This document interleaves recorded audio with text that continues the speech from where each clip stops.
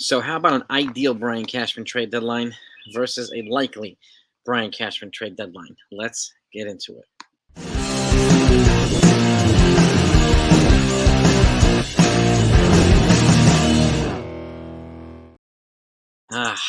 Weather's nice out right now. It's in the 60s. It's cooled off. Got a little breeze. Good right here, baby. So, with that said, kind of nice to have a little bit of a breeze here. And I want to go over my thoughts of a ideal trade deadline for Brian Cashman and the Yankees versus what they'll likely do, something like that, and compare the two.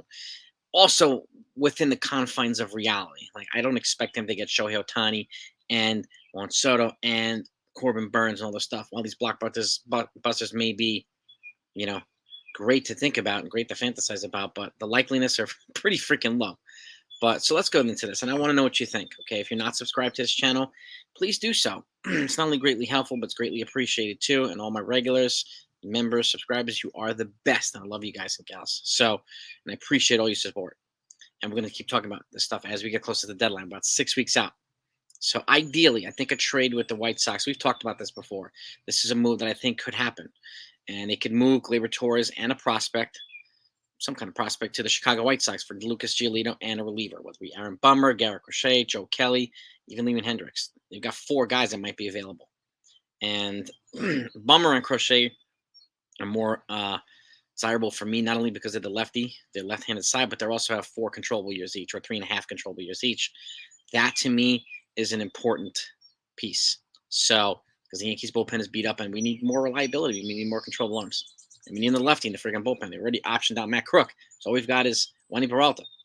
So this, to me, is a trade that would be a good thing. And again, yes, moving Torres, I've talked about this before, but again, that's why you have Oswald Peraza there. I'm going to talk about that in a second, too. Okay, and here, they'd get a starter and a reliever. They need both.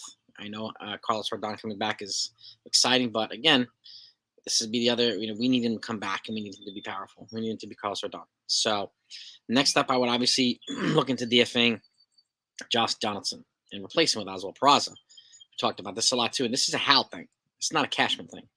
Hal is he willing to eat the money for the rest of the year? There's a lot of lip service about, well, Donaldson retired, blah blah blah. I really don't think he's going to leave a lot of money on the table, so probably not going to retire. I'd be surprised if he did. But you DFA him, you eat the money, and I think you'll get better production offensively and defensively.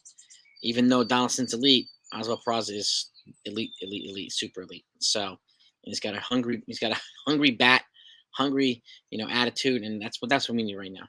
We need some more of this youth too. And he's a guy that I think complements Anthony Volpe well and makes him better. So that's new move number 2. Move number 3 and 4, obviously, Rodon coming back healthy, Judge coming back healthy. We need both at full capacity. We need them to be healthy for the rest of the season. So we get that other starter, and we get our franchise player, our outfield back, to combine with Harrison Bader and whoever else is going to play the outfield. And we'll get into that too. Next up for me would be a trade with the St. Louis Cardinals to address left field. Luis Severino and a reliever, I don't know which one, over to the St. Louis Cardinals for Tyler O'Neill, who's 27 years old. He doesn't have any room on the Cardinals anymore. He wants out.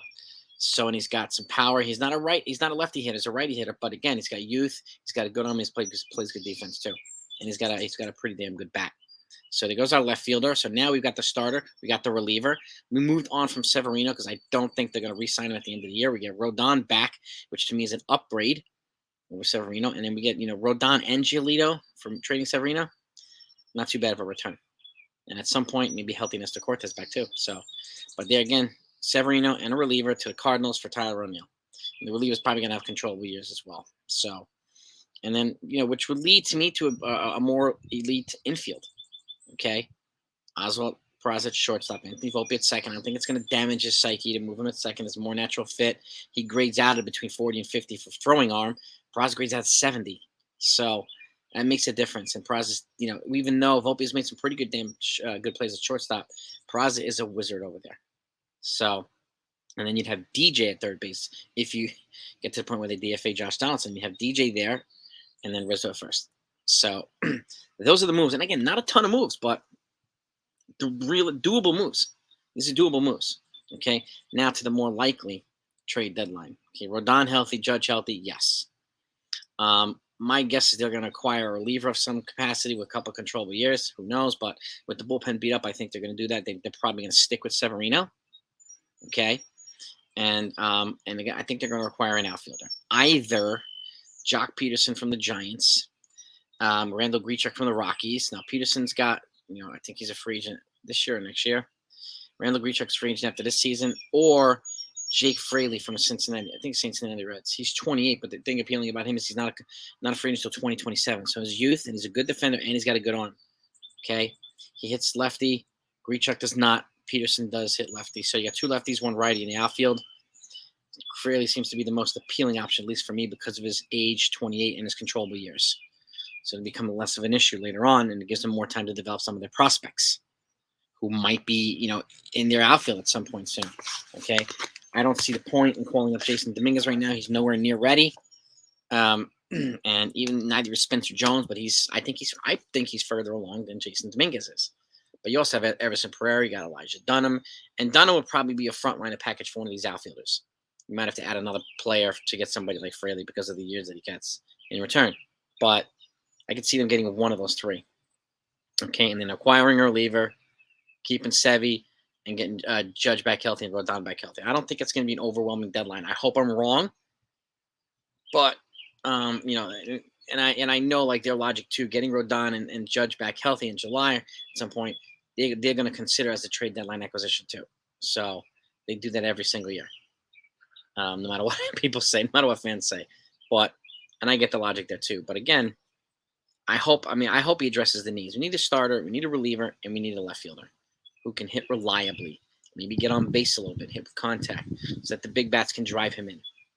Okay? And that's what I think. My ideal versus my likely scenario. I'm also going to do my MLB trade deadline predictions. I'm working on that little by little, but that's going to be all-encompassing trade deadline predictions. So we're going live on trade. I'm probably going to go live the week before trade deadline to do the final predictions with Jim Riley from Ballcap Sports. And then trade deadline day, I'll be live streaming again for a couple hours so we can go over this stuff live time. So I hope that you're getting ready for that one because that's going to be fun. Last year, I think we had like 1,000 people on it. That was awesome. And we went over all the trade deadline stuff. And that was a lot of fun. So I'm really excited to do that with you all again. So, but that's what I got for you right now. Let me know what you think. I'll be back later on for the lineups against Game 2. For Game 2 against Seattle. We got Luis Castillo on the mound tonight versus our guys, Johnny Brito. So, and they optioned out Matt Kirk yesterday to make room for Johnny Brito. So, that's what we got right now. That's what we got. So, I'll keep it coming. Have a great day, gang. Let's do it.